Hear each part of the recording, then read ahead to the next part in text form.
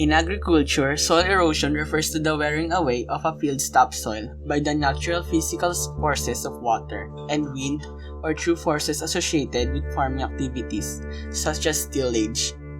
How does it happen? Erosion, whether it is by water, wind, or tillage, involves three distinct actions, such as soil detachment, movement, and deposition.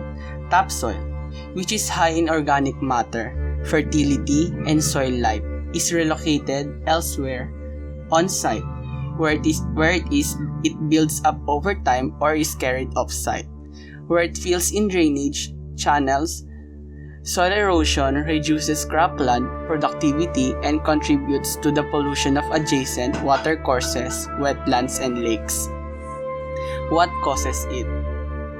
It caused mainly by two things. One is deforestation, of course.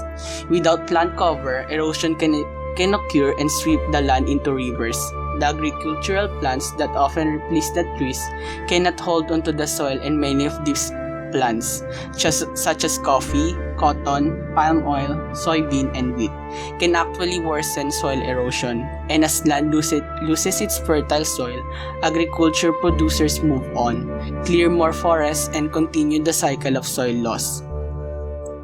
So erosion plus deforestation equals an increase of pollution and sedimentation in streams and rivers, clogging these waterways and causing declines in fish and other species. Also, degraded lands are often less able to hold on to water, which can worsen flooding.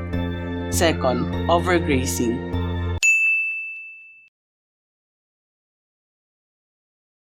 The conversion of natural ecosystem to pasture land doesn't damage the land initially as much as crop production, but this change in usage can lead to high rates of erosion and loss of topsoil and nutrients.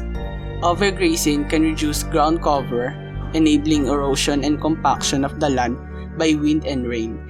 This reduces the ability of plants to grow and water to penetrate, which harms soil microbes and results in serious erosion of the land.